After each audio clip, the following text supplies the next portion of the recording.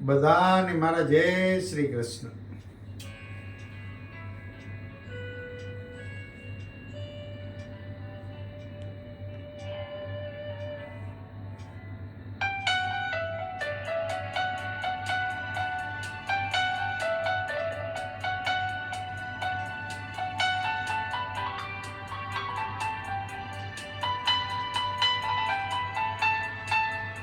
ये मेरा प्रेम पत्र पढ़कर कि तुम नाराज ना होना, कि तुम मेरी जिंदगी हो, कि तुम मेरी बंदगी हो. રાજ કપૂર સાહેબનું સંગમ ફિલ્મનું ગીત જરા સ્મરણીય આવી ગયું એટલે મમડાવવાનું મન થઈ ગયું. એમાં એક શબ્દ છે પત્ર. પત્ર એટલે એક ભૂતકાળ હતો, પત્રનો ભવ્ય ભૂતકાળ હતો. એ પત્ર કે જે આજે અત્યારના સમયમાં ટેક્સ્ટ મેસેજ કે SMS ના રૂપમાં બીમાર જેવી હાલતમાં નિષ્પ્રાણ થઈને પડ્યો છે. આજની નવી પેઢીને પત્ર વ્યવહારની જે મજા હતી, પત્ર વ્યવહારનો જે નશો હતો, એનો અનુભવ ક્યારેય નહીં થઈ શકે. આ મોબાઈલ યુગ આવ્યો ને, અને આ મોબાઈલે આપણી પાસેથી ઘણું જ અમૂલ્ય લૂંટી લીધું છે. એ અમૂલ્ય ધનમાંનું એક એટલે પત્ર. પત્રની આપલેની જે મજા હતી, શું વર્ણન કરવું એનું.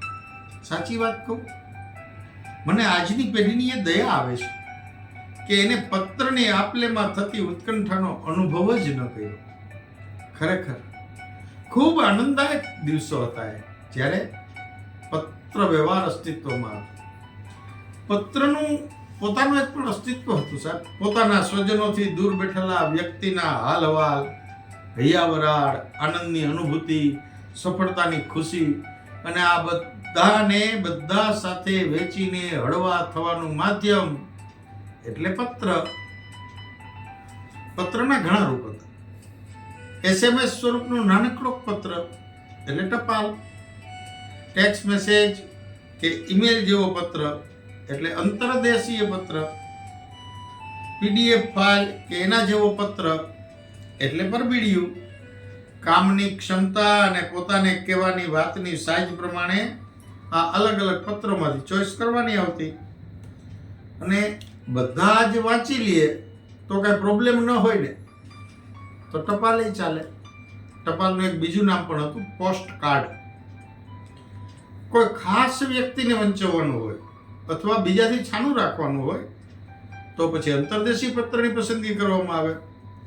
એમાં એક પાસવર્ડ જેવી વાત હતી, એક ઓપ્શન આવતો એમાં કે ઉપરના ભાગે લખી દેવાનું કે ફલાણા ભાઈ કે ફલાણા શ્રીમતી સિવાય કોઈ ખોલશો નહીં. બસ થઈ ગયો પાસવર્ડ, થઈ ગયું સિક્રેટ. અને ત્યારે એવી પ્રમાણિકતા હતી કે આવી સૂચના લખેલ પત્ર હોય ને તો એમાં જેનું નામ લખેલ હોય ને એના સિવાય કોઈ ખોલતું નહીં. જોકે ત્યારે પણ થોડા કોઈ વિઘ્ન સંતોષી કે અતિ ઉત્સાહી સ્વભાવવાળા હોય ને એ પત્રને ખોલ્યા વગર બાજુમાંથી આમ ઉપસાવીને અંદરથી શું વાત લખેલી છે ને એની જાણવાની કોશિશ કરી લેતા. અને આવા ભયસ્થાનો જ્યાં હોય તો અંતરદેશી કવરમાં પોતાના હૃદયની વાત સમાય એમ ના હોય. આવા કારણોથી કોઈ પણ બીજા ઓપ્શન હોય તો સરકારે એના માટે પરબીડિયાની જોગવાઈ કરી અને એની પસંદગી કરવામાં આવતી.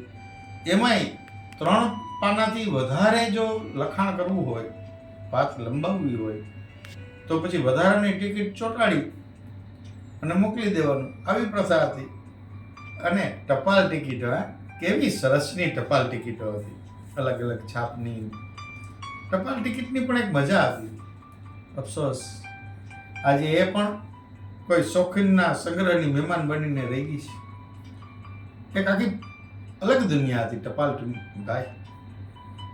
કોઈના મરણની જાણ કરવાની હોય, લગ્નની શુભ સમાચારની જાણ કરવાની હોય, ટપાલ એ બેસ્ટ અને શ્રેષ્ઠ વિકલ્પ હતો. અને પત્ર વ્યવહાર એટલા વિશાળ ફલક પર હતો કે રાજ્ય, જિલ્લા, તાલુકા અને ગામડા સુધી એને વ્યવસ્થિત રીતે એની સિસ્ટમ બનાવેલ હતી. ટપાલ લઈને આવનારને ટપાલી એવું લાડકા નામથી બોલાવતા. ગામડામાં જ્યારે ટપાલી આવવાનો ટાઈમ હોય ને ત્યારે મોટા ભાગના ઘરમાં કોઈને કોઈની ટપાલની રાહ જોવાતી જ હોય. શેરીમાં ક્યારે ટપાલી પોતાના નામની બૂમ પાડે ને એ સાંભળવા માટે કામ કરતા કરતા કાનને સરવા કરી અને આવનારા અવાજમાં ધ્યાન કેન્દ્રિત કરતા. અને જ્યારે પોતાના નામનું એ ટપાલી બૂમ પાડે ત્યારે બધા જ કામ પડતા મૂકીને ટપાલ લેવા જાય. કોની ટપાલ હશે એવા પ્રશ્ન સાથે ચહેરા પરના ભાવ, એ મુસ્કાન એ દર્શનીય હોય છે.